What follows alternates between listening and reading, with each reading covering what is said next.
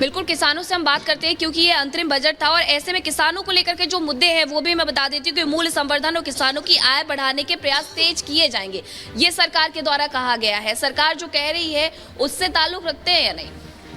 सरकार की कथनी और करनी में बहुत बड़ा अंतर है। सरकार ने ये कहा था कि किसानों की आमदनी 2022 में डबल हो जाएगी, तो मुझे तो नहीं लगता कि डबल, क्या मुझे तो ये लग रहा है कि जो सरकार के द्वारा कहा गया है वो केवल और केवल एक जो है मुहावरा ही साबित हुआ है। किसी भी किसान को कोई 1 रुपये का भी फायदा नहीं हुआ है। अभी सरकार के द्वारा कुछ और भी चीजें कही गई है। उनके द्वारा कहा जाए कि नैनो यूरिया को सफलतापूर्वक अपनाने के बाद अब कृषि जलवायु क्षेत्र में नैनो डीएपी अनुप्रयोग का भी विस्तार करेंगे। देखो, बहुत सही सवाल आपने किया है। नैनो को ये ला रहे हैं, अभी उसका रिजल्ट बिल्कुल सही नहीं है। दूसरा, उसका वजन हमारे यूरिया का डीएपी का कम कर रहे हैं, उसका रेट बढ़ा रहे हैं। और सबसे विचित्र बात यह है कि किसानों के ऊपर बिल्कुल कोई ध्यान सरकार का नहीं है। किसानों का तो खून उन्हें इतना मीठा लग रहा है जैसे हम गन्ना बोते हैं कि उसको खून को पीने का वो काम कर रहे हैं। आप देखेंगे आवारा पशु जितने घूम रहे हैं, हमारा फसलों में नुकसान हो रहा है। दूसरा, ये खल जो होती है जिसे हम पशु आहार के रूप में हम खिलाते हैं कि इसमें डीओसी मिट्टी की मिलावट होती है। उस मिट्टी से हमारे पशुओं में बांझपन होता है। क्या करें, मजबूरी में उन्हें छोड़ना पड़ता है। तो इतने सालों में 10 सालों में कोई काम नहीं हुआ है, सरकार की तरफ से कुछ किया नहीं गया है, इतनी नाराजगी। देखो, काम कहाँ किया गया, ग्राउंड पे तो कोई है नहीं, कागजों में हो वो अलग बात है। ग्राउंड पे कोई काम नहीं हुआ है। सर, किसानों को हम सुन रहे हैं, सर आप क्या कहेंगे? किसानों को हम सुन रहे हैं, मीनाक्षी बता रही हैं किसानों का अपना रुख है, लेकिन जो बात कही रामकृपाल जी ने कि सोलर ऊर्जा पर बहुत फोकस है।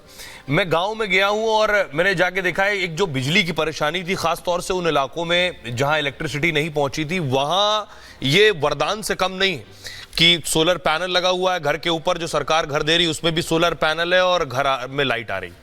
हाँ, बिल्कुल। मुझे लगता है कि आम व्यक्ति की सरकार, मैं नहीं राष्ट्र, टैक्सेस को कम करने का, स्लैब को लगातार राहत देने का सिलसिला आप इंडिपेंडेंट इंडिया के बाद देखिए लगातार चला आ रहा था। परंतु he leads, Modi government leads from the front. Taxes पे रिबेट नहीं। और जो आप कह रहे हैं पैनल वाली बात, वो अपने आप में बताती है बिजली फ्री दूंगा इतनी यूनिट। सर, लेकिन आप उन लोगों को क्या जवाब देंगे जो ये उम्मीद कर रहे थे कि, और जो बात आपने कही कि पहले चुनाव में जो बजट होता था वो चुनाव के नजरिए से बजट होता था, अब एक बदलाव आया है कि चुनाव के नजरिए से अगर बजट नहीं तो उन्हें क्या काउंटर करेंगे आप, जो कहेंगे कि आप तो टैक्स स्लैब कम नहीं कर रहे? मुझे लगता है कि नया भारत जो है ना, इस नए भारत के लिए आम जनता, 120 करोड़ जनता तैयार है। वो चाहती है कि मैं विश्व गुरु की तरफ बढ़ते हुए भारत की रुख को बढ़ाने का जो कैटलिस्ट का काम कर सकता हूं वो मैं करूंगा। वो क्या है, मुझे अपने टैक्स के लिए हो सकता है कि थोड़ी सी राहत ना मिले, मुझे हो सकता है कि थोड़ा सा पैसा एक्स्ट्रा देना पड़ रहा हो टैक्सेस के पॉइंट ऑफ व्यू से, पर वो टैक्स मुझे नजर आ रहा है। जब मैं रोड पे आगरा जाता हूं तो सुचारिता मुझे वो नजर आता है कि मैं, हाँ, आगरा जो 2.5 घंटे में पहुंचता था, मेरा जो 5 घंटे का सफर था वो 2.5 घंटे में पूरा होता है। जब मैं ट्रेन में चढ़ता हूं तो मुझे इंटरनेशनल सुविधाएं नजर आती हैं। जब मैं 149 नए एयरपोर्ट्स के पास जाता हूं तो मुझे नजर आता है कि हाँ, 1000 नए जहाज हमारा देश खरीद पाने की सक्षमता रखता है। और जब बॉर्डर पर खड़ा होकर मेरा सैनिक नए उपकरणों के साथ और ड्रोन पर खड़ा होता है, जब सामने वाले के साथ, और ड्रोन से जब खेती में परिवर्तन आता है, नैनो को जो है बिछाया जाता है, जब उसको भेजा जाता है किसानों के पास, तो किसानों को भी नजर आता है। कुछ चंद किसानों को छोड़ दे तो मुझे लगता है कि ये सब जो नया भारत खड़ा हो रहा है, जो टैक्सेस के लिए नहीं, अपनी चिंता नहीं करता, अपनी नहीं सोचता, देश की सोचता है, देश के बारे में सोचता है, पड़ोसी की सोचता है, समाज की सोचता है।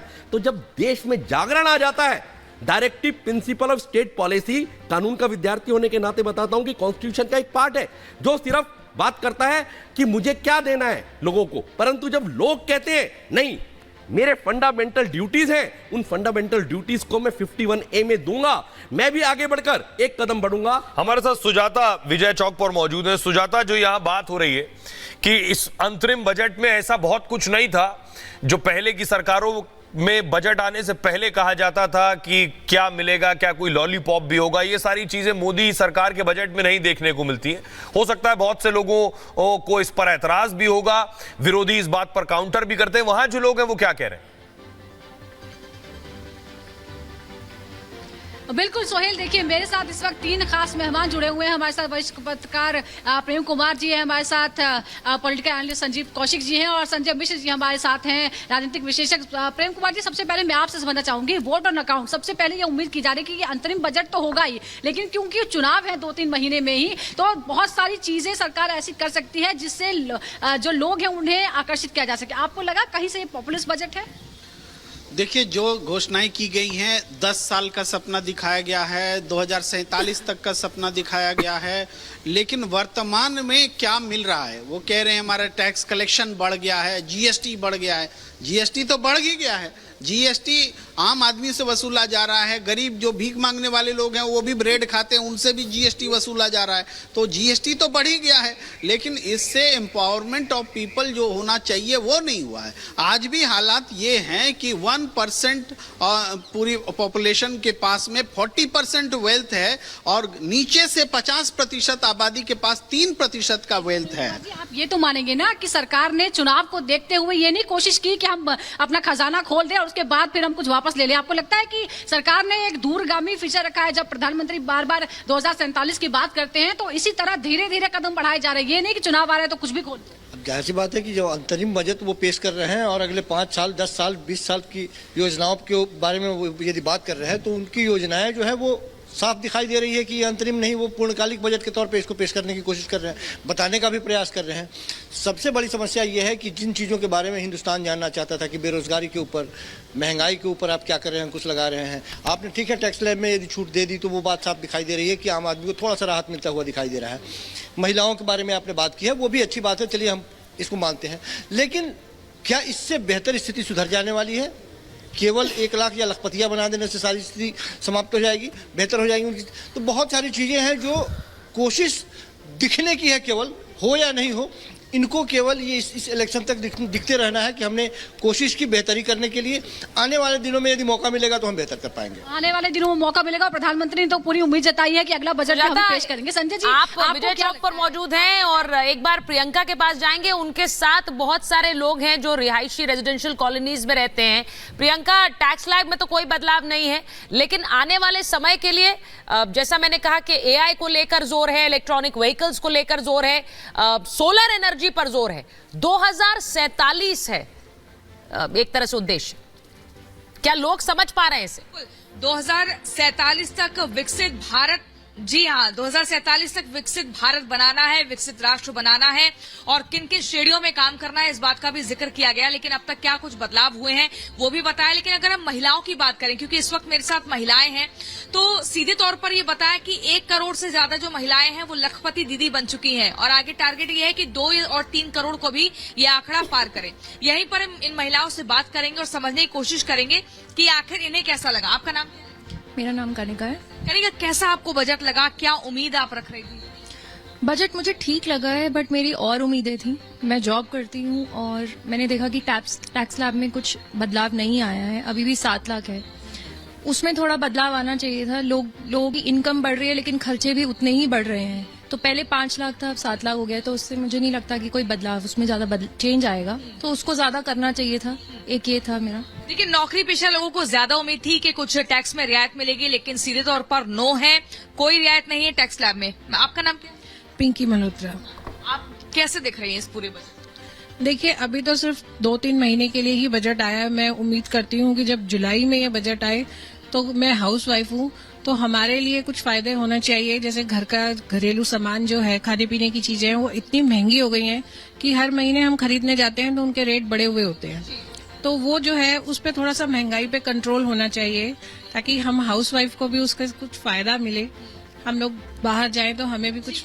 देखिए पिंकी जी, तो अब कह रही हैं कि अब हमें जुलाई का इंतजार है और इस बार जो अंतरिम बजट आया इसमें हालांकि कोई ऐसे लोक लुभावनी बातें नहीं की गई हैं कि भाई चुनाव है तो मतदाताओं को अपनी तरफ खींचे। जो मुख्य तौर पर सरकार कर सकती है, जो अब तक किया है, उसका जिक्र हुआ। आप इस बजट को कैसे देख रहे हैं? मैं भी निधि, मेरा भी यही पॉइंट है कि हम लेडी जो मिडिल क्लास फैमिली को बिलोंग करती हैं, बेसिकली हमारे लिए तो कुछ भी ऐसा कुछ बेनिफिशियरी नहीं रहता, क्योंकि हमारा अगर देखा जाए तो हस्बैंड्स का भी इनकम टैक्स का भी वही सब स्लैब रहता है। हम लोगों को जैसे लेडीज को डेली रूटीन में ग्रोसरी लेने जाना या कुछ भी, वो एक्सपेंडिचर भी हमारा मतलब डे बाय डे इंक्रीज ही हो रहा है, उसमें कोई रिडेम्पशन तो हमें नहीं मिल रहा है। मतलब ये आप आज की डेट में वेजिटेबल्स का ही देख लीजिए, वेजिटेबल्स का मतलब मेरे ख्याल से इतना हाई हो गया है प्राइस कि हम लोगों को वेजिटेबल्स खरीदने में भी सोचना पड़ता है कि सिंपल। मैं एक बार प्रियंका, आप इनसे बात कर रही हैं, आपने लखपति दीदी का जिक्र किया, मुझे लगता है कि वो चर्चाएं तब से थी जब प्रधानमंत्री ने 15 अगस्त को उसका जिक्र किया था और उसके बाद निर्मला सीतारमन ने इस बजट में उसको इनकॉर्पोरेट किया और वो कह रही हैं कि लखपति दीदी की संख्या बढ़ाई जाएगी। अब इसके बाद चर्चाएं आकृति जरूर होंगी कि लखपति दीदी किस तरह से आगे बढ़ेगा, आखिर कैसे वो महिलाएं लखपति बन सकती हैं और उनको एंटरप्रेन्योर्स बनाने की तरफ बढ़ा है, यानी कि वो कैसे उद्यमी बने। बिल्कुल, ये एक अच्छी प्रोत्साहन वाली डेफिनेटली फोकस एरिया है, पर उसमें अभी वही है कि जब हम एलोकेशंस देखेंगे कि कितना उसमें और एलोकेट किया गया है, और चीज़ें भी देखी जाएंगी कि जो स्कीम्स और सोशल स्पेंडिंग है, हेल्थ, एजुकेशन और तमाम स्कीम्स हैं, उस पर कितना लगाया गया है पैसा, तो और चीज़ें भी निकल के आएंगी। जैसा कि चर्चा हो रही थी कि इनफॉर्मल सेक्टर जैसे विश्वकर्मा स्कीम जो चल रही है या स्वनिधि स्कीम जो स्ट्रीट वेंडर्स के लिए है, और ई व्हीकल्स के ऊपर जो फोकस था, सोलर एनर्जी के ऊपर जो फोकस था, वो सब एक्सपेक्टेड था। जैसे कि हम पहले भी बात कर रहे थे, एक बड़ा जो मतलब ओवरऑल इस बजट में बहुत कुछ रैडिकल और रिफॉर्मिस्ट लेवल पे नहीं था, जो ऑलरेडी चल रहा था उसको थोड़ा और इम्पेटस आगे देता हुआ दिखा है। एक जगह है कॉर्पोरेट टैक्स में जो हमें कटौती देखने को मिली है 30% से 22%, तो वो एक तरीके से एक बहुत बड़ा इंसेंटिव दिया गया है कॉर्पोरेट घरानों को, और इसमें अब मिक्स रिएक्शंस आएंगे क्योंकि जो